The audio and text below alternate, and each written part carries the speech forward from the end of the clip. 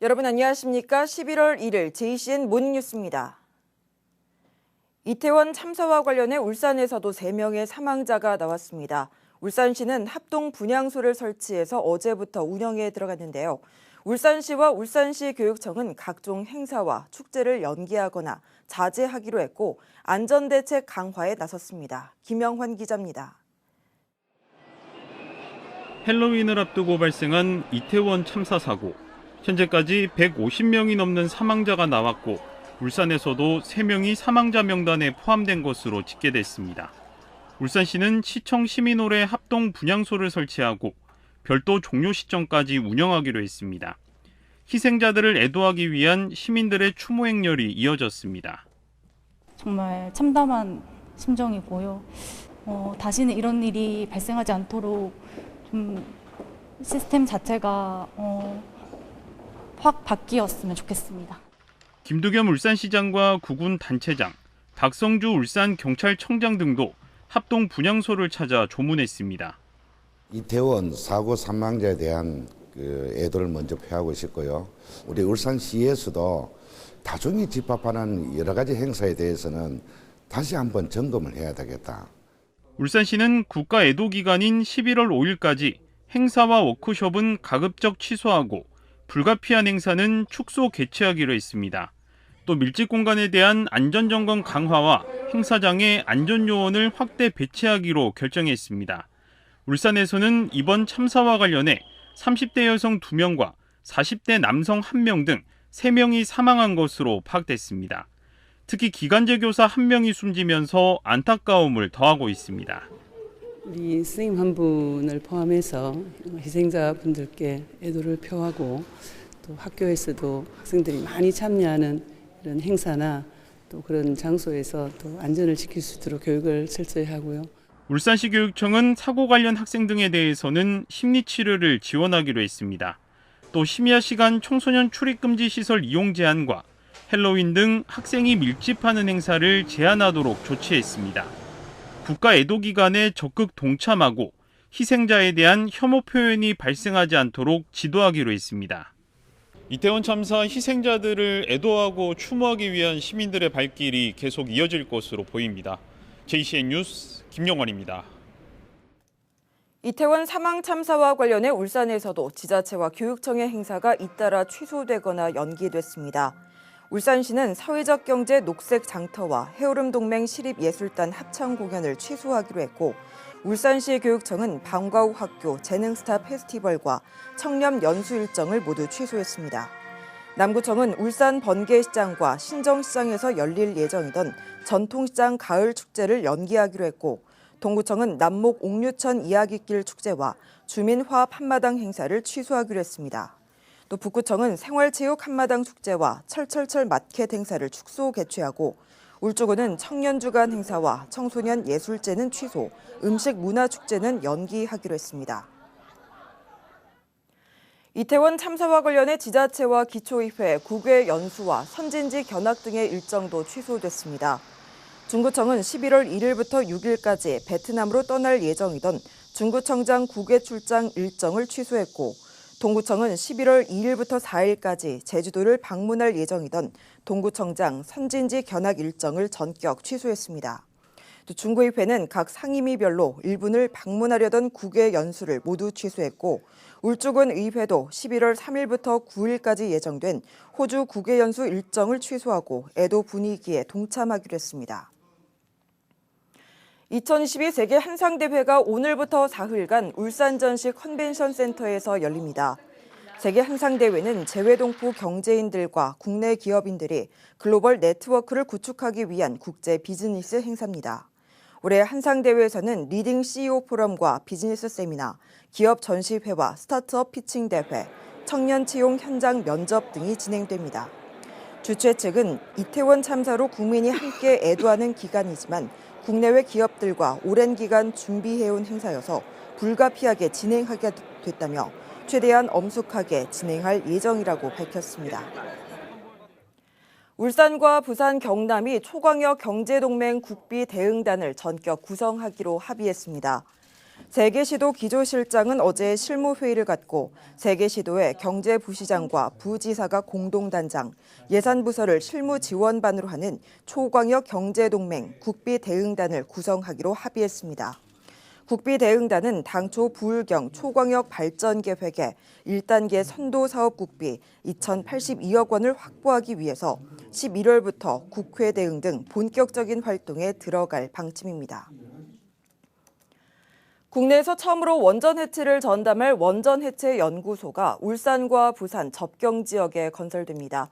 고리 1호기 등의 본격 해체를 앞두고 이 연구소가 중심축이 돼서 원전의 안전한 해체 기술을 확보하게 되면 세계적인 새로운 산업으로 성장해 나갈 것으로 기대됩니다. 심은홍 기자가 보도합니다. 원전 해체를 전담할 국내 첫 원전 해체연구소 건설 공사가 착공됐습니다. 현재 국내에서는 1978년부터 2017년까지 가동된 1호 원전인 고리 1호기와 2019년 영구 정지된 월성 1호기가 본격 해체를 앞두고 있습니다. 원전 해체연구소는 울산 울주군 서생면 일대와 부산 기장군 장하듭 일대 접경 지역에 준공될 예정입니다.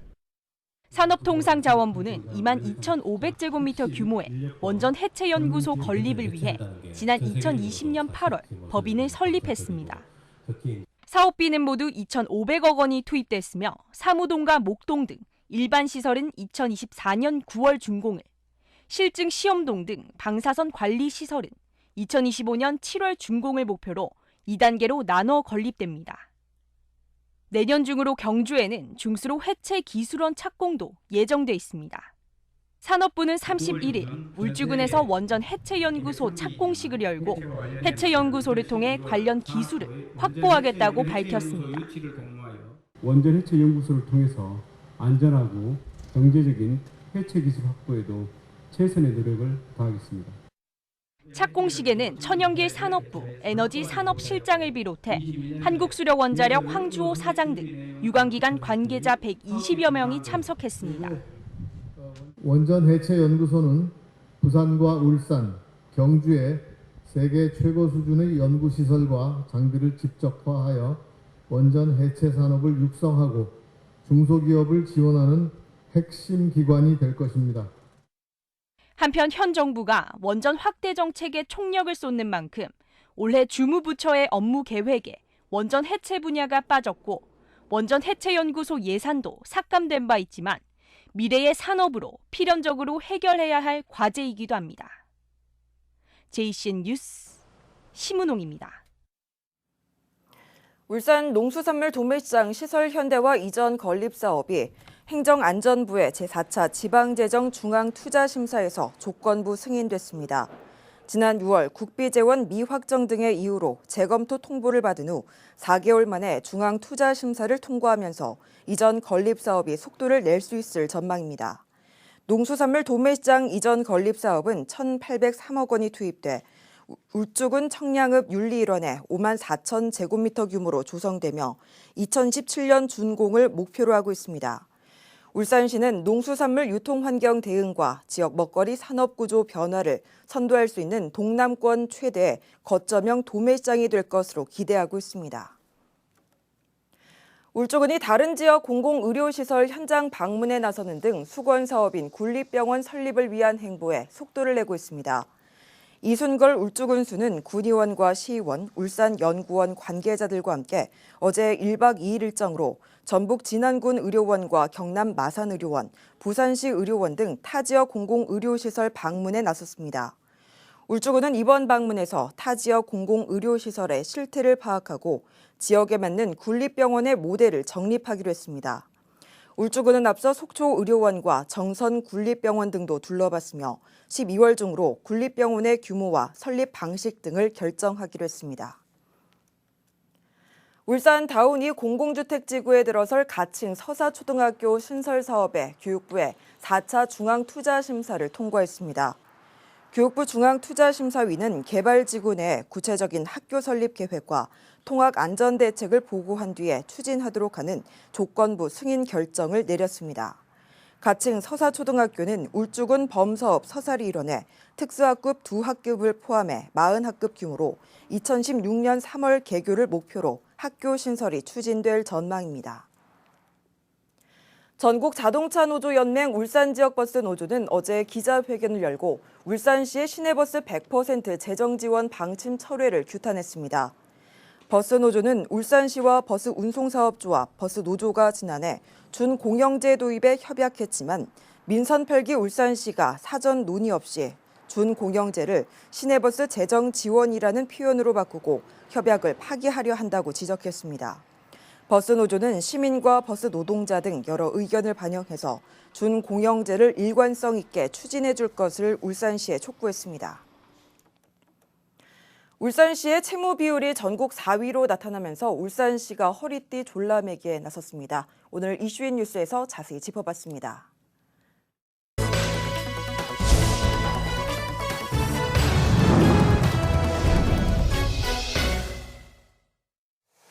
제가 지난주에요 이런 뉴스를 했습니다. 울산의 재정 상태가 아주 어려워져서 울산시가 강도 높은 허리띠 졸라매기에 나선다고요.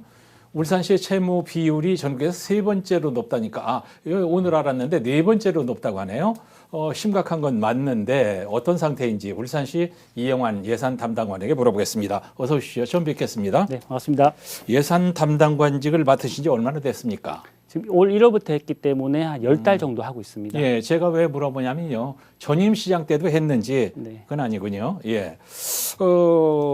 개인 같으면 필요할 때 막 은행이나 사채업자에게 돈을 빌려서 빚을 지는데 시에 빚이 많다는 게 누구한테 빚을 졌다는 건가요?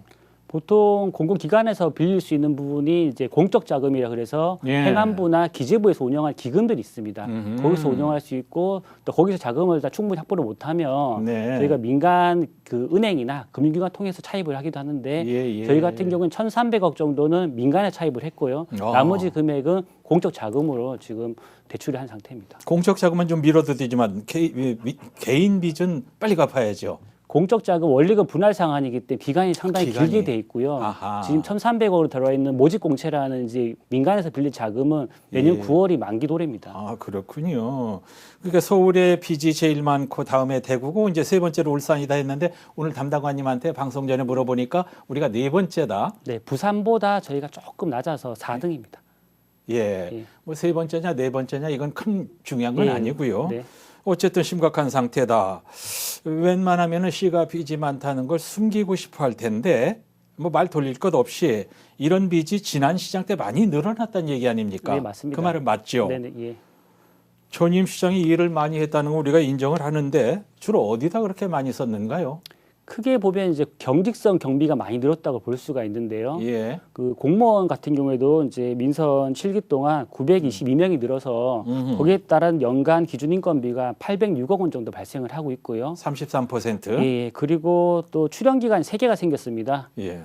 이제 일자리 재단, 관광 재단, 사회 서비스원이 생기는 바람에 인원이 한 90명 정도 들어가고 예. 연간 사업비, 운영비가 한 300억 정도 소요되고 있기 때문에 예. 이것만 합쳐도 한 1,100억 정도 되고요.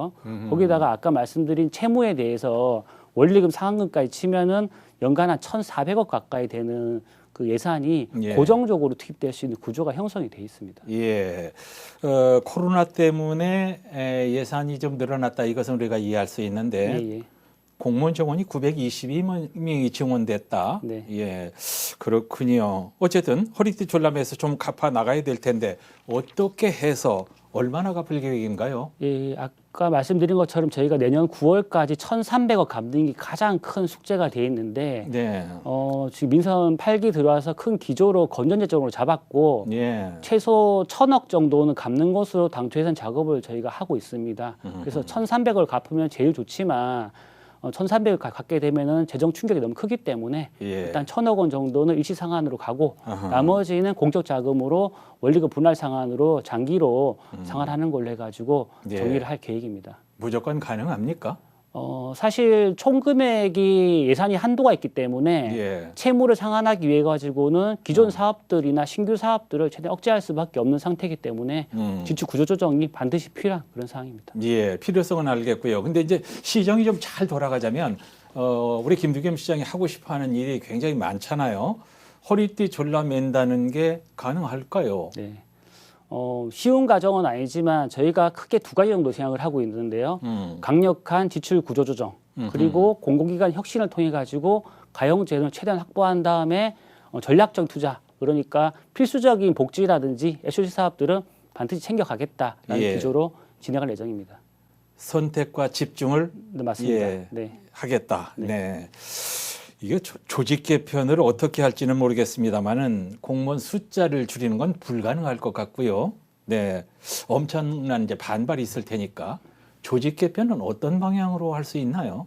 공공기관 같은 경우에는 지금 울산연구원 통해 가지고 저희 용역 작업을 하고 있고요. 예. 기존에 지금 그 복지 가족 서비스원이라 그래서 기존 여성가족진흥원하고 사회 서비스원은 통합 작업이 이미 착수가 됐습니다. 예, 예. 그리고 나머지 기관들에 대해서도 아마 조만간 발표 예정으로 정리 작업을 하고 있는데, 그게 되면은 운영비라든지 사업비 같은 부분에서 중복 기능이 좀 줄어들면서 사업비를 좀 삭감할 수 있을 거라고 생각이 들고, 예. 저희 공무원 내부에서도 유사 중복 사업들을 줄이고 경상경비 운영비들은 최대한 동결 처리하면서 가용 재원을 마련해 나가려고 노력 중입니다. 예, 최대한 할 수 있는 건 다 하겠다. 예.